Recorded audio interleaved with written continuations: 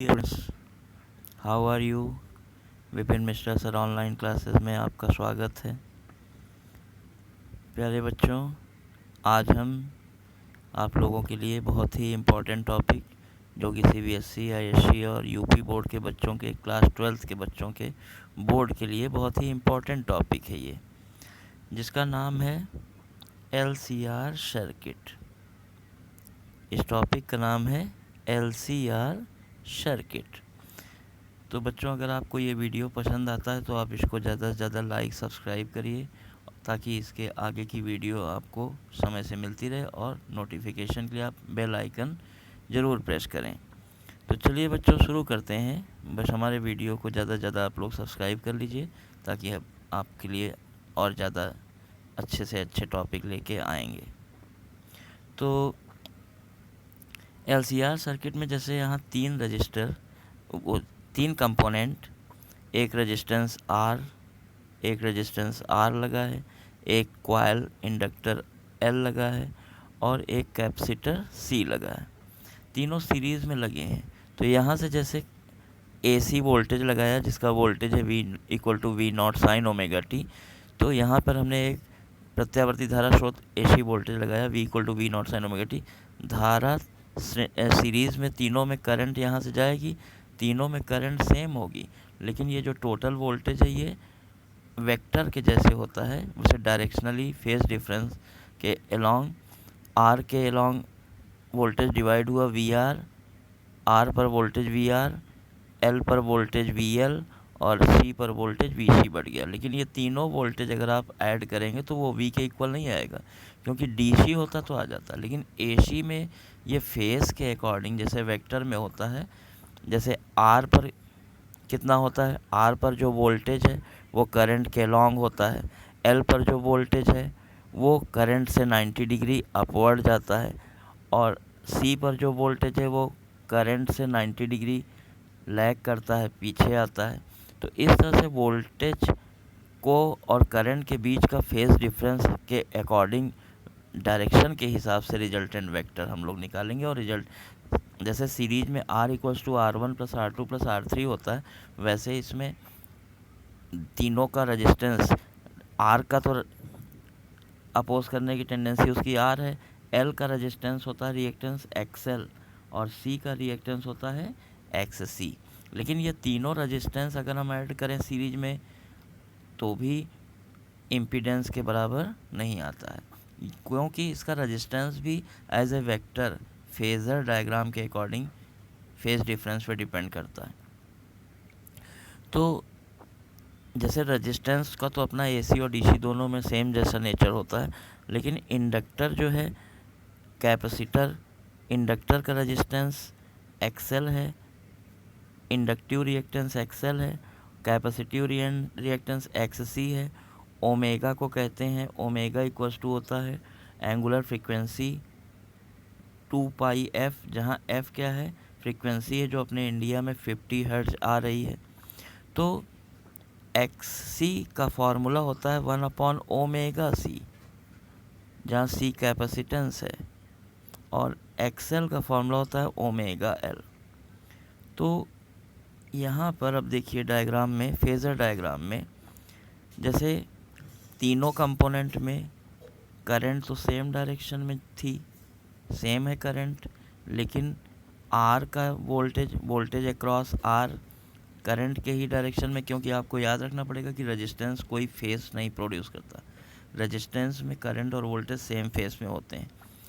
L पर voltage 90 degree lead कर गया, करंट से आगे चला गया, और कैपेसिटर C पर वोल्टेज 90 डिग्री लैग कर गया करंट से।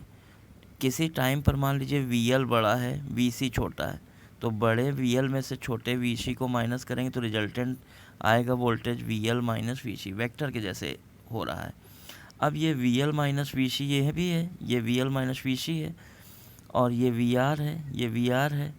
तो पाइथागोरस थ्योरम से ये रिजल्टेंट वोल्टेज V का फॉर्मूला बनेगा √ perpendicular square plus base square equals to hypotenuse square लगा रहे हैं, तो ये V equals to √VR² plus VL - VC² हो गया।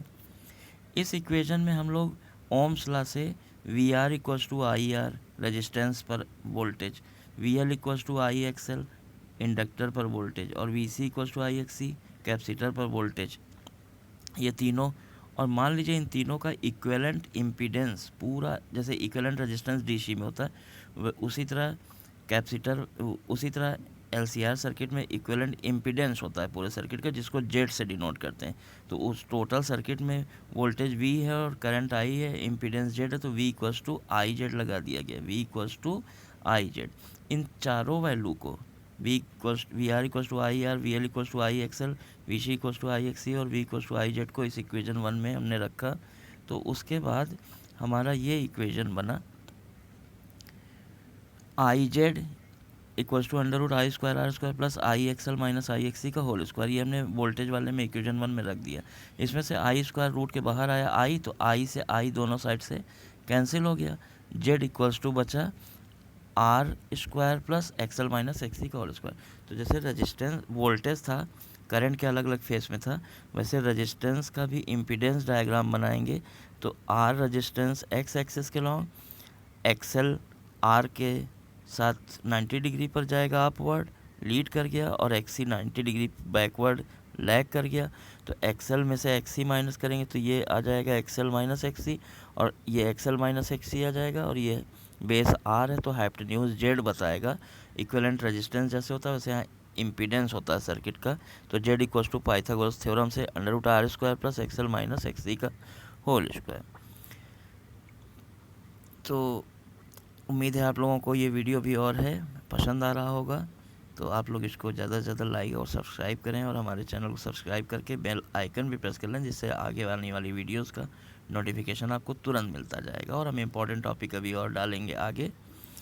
अब जैसे आगे बढ़ते हैं तो इसमें देखिए फेज़ डायग्राम, करंट और वोल्टेज, रिजल्टेंट वोल्टेज और करंट के बीच जो एंगल बना है उसी एंगल को बोलते हैं phase difference between current end voltage. तो हमारे डायग्राम में जो वोल्टेज है वो अपवर्ड है करंट से, तो फाई फेज लीड कर रहा है। आगे होना लीड होता है, पीछे करना चलना लैग होता है। तो टेन फाई उस डायग्राम से टेन फाई इक्वल्स टू होगा, टेन थीटा होता है perpendicular upon base, tan theta होता है परपेंडिकुलर अपॉन बेस। तो परपेंडिकुलर है वी एल माइनस वी सी और बेस है वी आर। और अगर इम्पीडेंस डायग्राम से देखेंगे तो परपेंडिकुलर है X L minus X C और रेजिस्टेंस है आर। एक होता है power factor, power factor P का फॉर्मूला होता है V R M S I R M S cos phi. तो उसमें कॉस फाई जो होता है वो पावर फैक्टर है, कॉस फाई हो जाएगा बेस अपॉन हाइपोटेन्यूज। तो वोल्टेज वाले डायग्राम से देखिए वी आर अपॉन वी होगा, बेस वी आर है और हाइपोटेन्यूज वी है। और इम्पीडेंस वाले डायग्राम से बेस आर है और हाइपोटेन्यूज जेड है, तो बेस अपॉन हाइपोटेन्यूज होता है कॉस फाई। अब एक कंडीशन होती है कि जब एलसीआर सर्किट में एल और सी, जब एल मीन्स इंडक्टर कॉइल और कैपेसिटर सी के बीच में दोनों का जो वोल्टेज होता है, voltage across inductor V L becomes equals to voltage across V C capacitor V C. तो वी एल वी सी जब बराबर होते हैं तो उस समय करंट मैक्सिमम हो जाती है और इम्पीडेंस मिनिमम हो जाता है। तो उस समय रिजोनेंस की फिनोमेनन होता है, रिजोनेंस उस समय कॉइल का वाइब्रेशन मैक्सिमम एम्पलीट्यूड से होने लगता है। तो V L equals to V C करेंगे तो वी एल को आई एक्स एल रख दिया और वी सी को आई X C, I I cancel कर दिया। तो X L equals to X C है रिजोनेंस की कंडीशन है। एक्सएल को हमने रखा ओमेगा एल और एक्स सी को रख दिया 1 अपॉन ओमेगा सी। ओमेगा इधर मल्टीप्लाई में आके ओमेगा स्क्वायर, एल डिवाइड में आ गया 1 अपॉन एल सी, स्क्वायर हटाने पे रूट लग गया 1 अपॉन एल सी।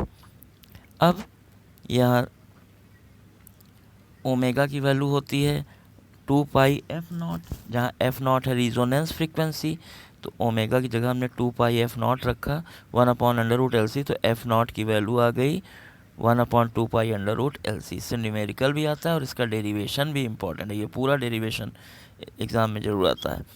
अब जैसे मान लीजिए कि यहाँ पर हमने ग्राफ बनाया है, ये ग्राफ, इस ग्राफ में